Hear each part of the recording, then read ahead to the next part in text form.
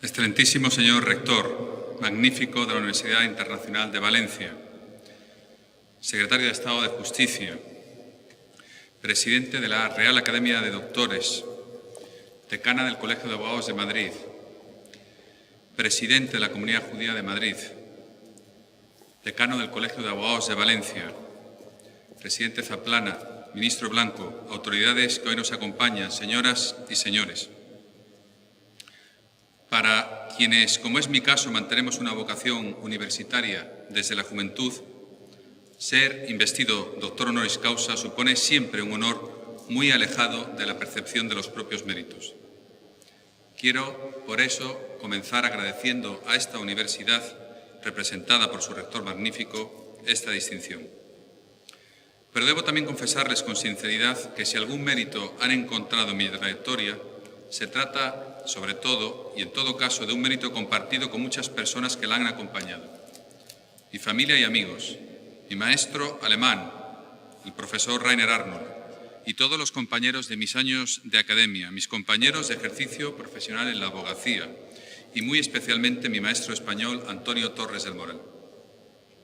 Él es el responsable de lo bueno que puede haber aportado desde el punto de vista académico al derecho constitucional y de animarme a ser fiel a mi vocación jurídica a través de la abogacía. Si hoy no pueden ser testigos de su rigurosidad por las amables palabras que ha pronunciado sobre mí, habrán comprendido la altura de su talante humano, que es capaz de engrandecer a los amigos a la medida de su noble corazón. Su maestría es un privilegio para quienes hemos tenido la fortuna de poder llamarnos de alguna manera discípulos suyos. Contar hoy con su presencia y ánimo es uno de los motivos de especial satisfacción para mí del día de hoy. Un día que trae a mi memoria aquel acto llamado Rigurosum, en que la Universidad de Regensburg en 1992 me acogió entre sus doctores en Derecho. Entonces significó la culminación de una preparación académica. Entonces creía que dedicaría mi vida a la carrera académica. Hoy, 21 años después, recibo esta distinción de la Universidad Internacional de Valencia no como culminación de nada, sino como la confirmación de que la vocación del jurista no se limita al mundo académico, sino que engloba la práctica profesional. Lo que el maestro Dors llamaba el trabajo de la justicia. Hace ahora 20 años, el imparable ritmo de la abogacía me llevó a tomar la difícil senda de los emprendedores para fundar Cremades y Calvo Sotelo, un despacho que comenzó en Madrid y ahora está presente en 9 ciudades de 5 países diferentes. La historia de esta firma tiene mucho que ver con mi vocación universitaria. Como jurista, he mantenido siempre mi curiosidad científica por ampliar los campos del saber a nuevos objetos, como las telecomunicaciones, la energía, los medios de comunicación o el régimen jurídico de los accionistas minoritarios. Fruto de esta reflexión, he podido publicar artículos, libros e incluso manuales académicos, pero ha sido siempre una reflexión basada en la actualidad viva del derecho, que se pasea todos los días por los pasillos de un bufete. Es precisamente esa constante vinculación del derecho con la realidad social la que me ha llevado a elegir como tema de mi intervención hoy una cuestión de hondo calado constitucional, pero de candente actualidad: la unidad jurídica de España. Ante el debate suscitado sobre el llamado derecho a decidir, es decir, sobre la independencia de Cataluña y sus relevantes implicaciones jurídicas, me gustaría expresar mi preocupación por la postura adoptada por algunos líderes políticos que proclaman su intención de desvincularse unilateralmente del marco constitucional al margen del procedimiento previsto por nuestra ley fundamental para su reforma. Quienes hemos trabajado desde el derecho constitucional sabemos bien que nuestra Constitución no es una ley más, sino que expresa la voluntad del poder constituyente de un pueblo, el español, en el que radica la soberanía y del que emanan todos los poderes del Estado, como expresa su artículo primero. Y su artículo segundo seguirá diciendo que la Constitución se fundamenta en la indisoluble unidad de la nación española, patria común e indivisible de todos los españoles, y reconoce y garantiza el derecho a la autonomía de las nacionalidades y regiones que la integran, y la solidaridad entre todas ellas. Ahí están contenidas, pues, las decisiones básicas que configuran nuestro Estado constitucional. Como jurista y demócrata, defiendo una España plural, en la que caben las adhesiones y también las discrepancias, pero siempre desde el respeto a la Constitución, que establece un marco jurídico que nos dimos en la transición y que proclama la igualdad de derechos entre todos los españoles. En este extremo, nuestro texto fundamental es igualmente claro en sus artículos 14 y 19. Todos los españoles somos iguales ante la ley, con los mismos derechos y obligaciones en cualquier parte del territorio del Estado. Soy plenamente consciente de que el ordenamiento jurídico no es inmutable y por ello pienso que los legítimos deseos y aspiraciones sociales y políticas pueden y deben canalizarse, pero siempre con estricto respeto a las leyes y a los procedimientos en ellas previstos para su reforma, de manera que el diálogo y el acuerdo entre ciudadanos iguales ayude a mejorar nuestro ordenamiento jurídico, que es la mejor garantía de nuestra convivencia democrática. Pero me preocuparía que esta cuestión se limitara a una cuestión formal sobre la reforma de la Constitución, o mejor, de la interpretación que se haga de la Constitución. Hay países de larga tradición democrática, como el Reino Unido, que no tienen una Constitución escrita, pero pienso que sería más adecuado relacionar, la unidad de la nación con la voluntad de todo el pueblo, que sustenta la soberanía y que, por serlo, forma su propio ordenamiento jurídico para canalizar a través del mismo aquella voluntad y, en definitiva, aquella soberanía. Eso es democracia. De ahí que un pueblo sin ordenamiento jurídico no será nunca un Estado de Derecho, y si no lo tiene o no lo respeta, no será un pueblo demócrata y civilizado, sino una anarquía, un caos o una sociedad dirigida de espaldas a la libre voluntad de sus miembros. Por eso, decir lo contrario será hacer demagogia, una falsa e interesada interpretación de la realidad. De ahí que la voluntad del pueblo, democracia y Estado de Derecho sean inseparables. De esta manera, si la voluntad de todo el pueblo español ha creado en España, como así ha sido, un orden jurídico cuya cúspide viene coronada por la Constitución, solo ese pueblo, en su conjunto y con sus valores y voluntades, es quien puede cambiar el orden jurídico establecido. Parte del pueblo no es el pueblo, y por consiguiente, si una parte quiere separarse del resto realizando un acto de secesión, quebranta el ordenamiento jurídico establecido por todos, y con ello vulnera la soberanía, el Estado de Derecho y la democracia. Y ya hemos visto lo que suele suceder en esos casos. Quiero dejar clara que no es mi intención expresar aquí ninguna postura política sobre el presente y el futuro de Cataluña, pero desde mi responsabilidad como ciudadano y como jurista, no puedo menos que advertir que toda vía que implique la vulneración del ordenamiento jurídico supone un ataque directo a la democracia, porque la democracia no es solo el gobierno del pueblo, sino la garantía de la primacía de la ley y del Estado de Derecho. Dicha vulneración produciría una grave inseguridad y la quiebra, sin duda, de los derechos fundamentales de los ciudadanos. Los líderes políticos y sociales deberían dar ejemplo de respeto al Estado de Derecho en sus comportamientos y en sus declaraciones, pues situarse por encima del ordenamiento jurídico supone una amenaza clara y cierta al Estado de Derecho y a las libertades que éste garantiza, así como una lesión a la igualdad de derechos de todos los ciudadanos, se viva en la comunidad autónoma en la que se viva. La Constitución, en su artículo 9, lo expresa con gran claridad. Todos los ciudadanos y todos los poderes públicos estamos sujetos a la Constitución y al resto del ordenamiento jurídico. Por ello, no puede haber libertad, ni democracia, ni autonomía política por encima de la Constitución. Esta es una lección que en Alemania han tenido que aprender por la dura vía de la tragedia social. La experiencia amarga de cómo en los años 30 del siglo pasado se pudo manipular al pueblo utilizando cauces democráticos formales de la Constitución de Weimar para subvertir y eliminar el Estado de Derecho ha llevado a prohibir hoy la posibilidad de referéndum en la propia Constitución, en la Ley Fundamental de Bonn. Se busca siempre y ante todo preservar la democracia representativa. En el fondo, en España, en los últimos tiempos, bajo la apelación al respeto hacia las singularidades culturales e incluso políticas de determinadas comunidades, algo que es completamente legítimo, lo que a veces se esconde, y ello ya no es legítimo, es una concepción del derecho incompatible con lo que significa el Estado constitucional, o más ampliamente, la democracia constitucional.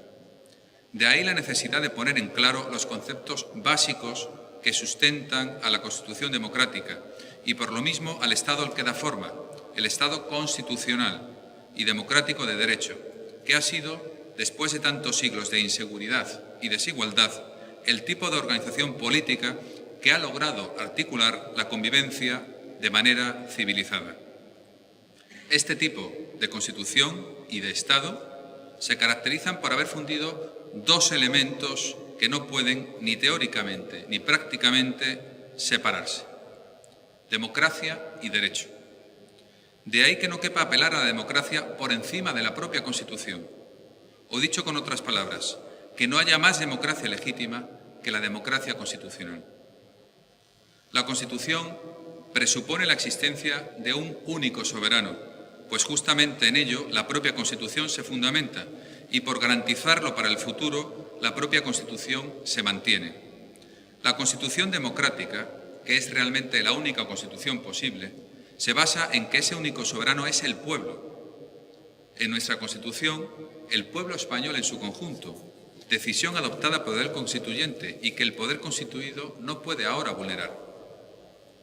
De ahí que en una Constitución democrática, como es la nuestra, el derecho de autodeterminación es cualidad exclusiva del poder constituyente, esto es, del pueblo soberano en sí mismo, y no debe reconocerlo a partes o fracciones de ese pueblo, por la sencilla razón de que no cabe fraccionar o dividir la soberanía. Por eso es un axioma inescindible de todo Estado constitucional el de la unidad de la nación. Decidir sobre la soberanía, en consecuencia, solo puede hacerlo su propio titular, el soberano mismo, a través del ejercicio del poder de reforma que la Constitución le atribuye. Por otra parte, resulta ser un sofisma considerar que el derecho a decidir radique en los pueblos y aún menos en los territorios. Ya nos enseñó Francisco de Vitoria y la Escuela Española de Derecho Natural que solo el individuo, la persona, es titular de los derechos subjetivos inalienables. El pacto social que refrendó nuestra Constitución de 1978 fue entre todas las personas y el Estado español, y no entre territorios y el Estado, como equívocamente se nos quiere hacer ver ahora. Es incluso discutible que el pueblo soberano pueda disponer de aquello que sirve de fundamento a la misma Constitución, la preservación de la unidad del soberano, que es lo mismo que decir la unidad, la indivisibilidad de la nación. Por ello, en algunos e importantes estados constitucionales existen límites materiales expresos a la reforma constitucional. Y por ellos, en otros, como el nuestro, aunque no existan, parte de la doctrina sostiene que hay límites materiales implícitos, entre ellos el de la indivisibilidad de la nación. Pero incluso si se acepta que el soberano, y solo él, claro está, puede definir y redefinir su contorno, esto es, la extensión o composición del demos, lo que resulta pacífico e indiscutible es que, en todo caso, esta es una decisión únicamente que a él le compete. Por eso, como antes apunté, no cabe en ninguna Constitución el reconocimiento del derecho a la autodeterminación de una parte del pueblo soberano, ya que tal derecho resulta por completo incompatible con el principio ya aludido en que toda Constitución se sustenta.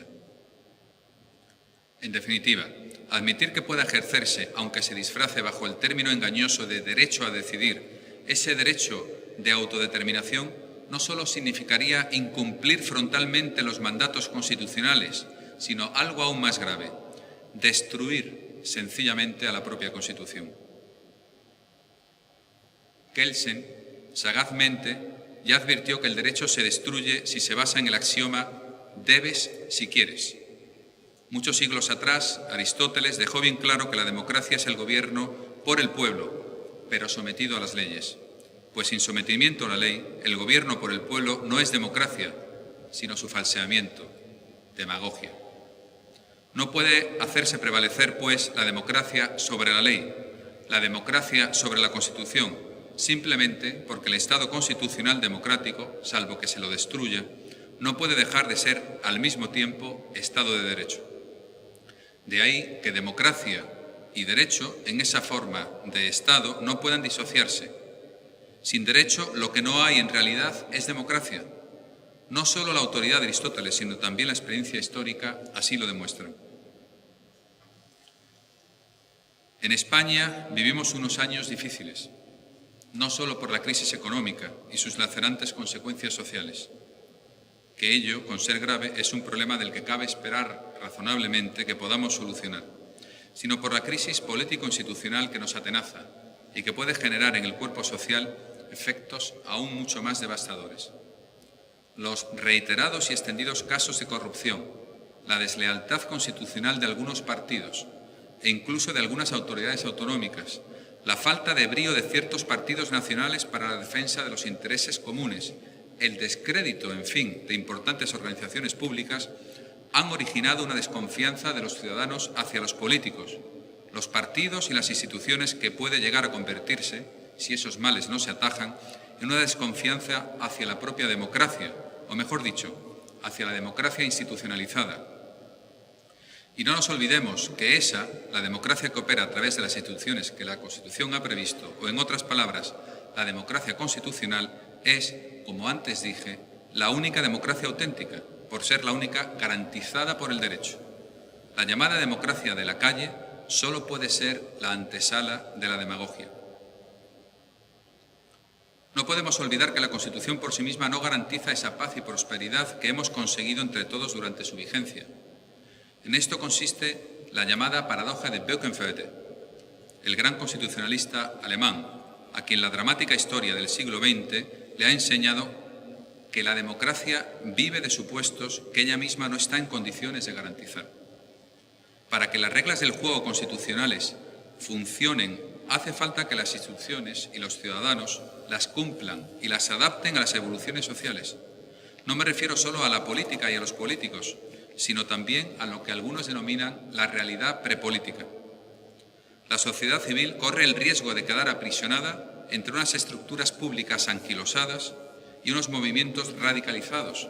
Como enseñaba Hannah Arendt, las libertades democráticas pueden hallarse basadas en la igualdad de todos los ciudadanos ante la ley. Sin embargo, adquieren su significado y funcionan orgánicamente solo allí donde los ciudadanos pertenecen a grupos y son representados por estos, o donde forman una jerarquía social y política. En esta línea, pienso que más que reformar la Constitución para cambiar de modelo de Estado, lo que necesitamos son reformas desde la ciudadanía que reformen nuestra sociedad, desde la participación, la transparencia y el sentido de la responsabilidad. Se requiere, por tanto, una inyección de principios democráticos que involucren a los ciudadanos en el gobierno de la sociedad. Cada vez es más acertado que la regeneración del sistema político debe venir de las realidades previas a la política y a la economía. Por ese motivo, hoy más que nunca, se necesita revitalizar todas aquellas instituciones nacidas de la propia iniciativa de los ciudadanos por motivos profesionales, sociales o cívicos. Es preciso y urgente volver la vista atrás y recuperar el espíritu de la transición, que fue y sigue siendo sin duda el espíritu constitucional. Volver la vista atrás para pertrecharnos de energía y poder así dar un paso adelante acometiendo, con sensatez y espíritu de consenso, las reformas de los partidos, del sistema electoral, de la organización territorial del Estado, de determinadas instituciones y cuantas sean necesarias para que nuestra democracia constitucional se fortalezca y se preserve para el futuro. La generación del presente no debe, de ninguna manera, por inacción, condenar a una ingrata existencia a las generaciones venideras. Yo no soy un político, sino un jurista. Como tal, como constitucionalista, con las herramientas y el lenguaje del derecho constitucional, estoy hablando aquí en esta, para mí, entrañable sesión académica. Por ser jurista de la Constitución, soy también, inevitablemente, jurista generalista, hombre de derecho de todo el derecho. Esa ha sido mi trayectoria, la de un universitario, profesor, investigador, estudioso del derecho, que al mismo tiempo ha ejercido y ejerzo con convicción y vocación la noble, por dura profesión de abogado. He conciliado deliberadamente esas dedicaciones, porque, como bien se sabe, en la ciencia del derecho la teoría no debe separarse de la práctica. El derecho, como dijo un célebre juez norteamericano, no solo vive en los libros, sino también y principalmente en los casos. Pues bien, desde estas convicciones y esa experiencia, quiero decirles que la unidad del Estado y la unidad de la nación son sinónimos de la unidad del derecho. Una unidad que tenemos la obligación de preservar y que admite en su seno diversidades, pero no contradicciones, que no impone la uniformidad, pero sí la igualdad sustancial de derechos y obligaciones de todos los españoles. Y hoy esa unidad está en peligro, amenazada, y por ello en peligro y amenazadas la convivencia en paz y libertad. Para conjurarlo, es preciso que los líderes políticos y sociales se esfuercen ellos mismos en dar ejemplo de cumplir finalmente la Constitución, que los jueces y tribunales se esfuercen en garantizar el correcto cumplimiento de las leyes, de todas ellas, con la Constitución a la cabeza. Termino. Soy abogado desde hace más de 20 años y estoy convencido de que la abogacía es una de las profesiones más nobles y apasionantes de cuantas existen. Los abogados hemos sido siempre vanguardia de la sociedad. Hemos participado en todos los cambios sociales relevantes y con frecuencia los hemos liderado. Pero desde hace algunas décadas los abogados hemos estado relativamente ausentes de los debates y de los cambios sociales.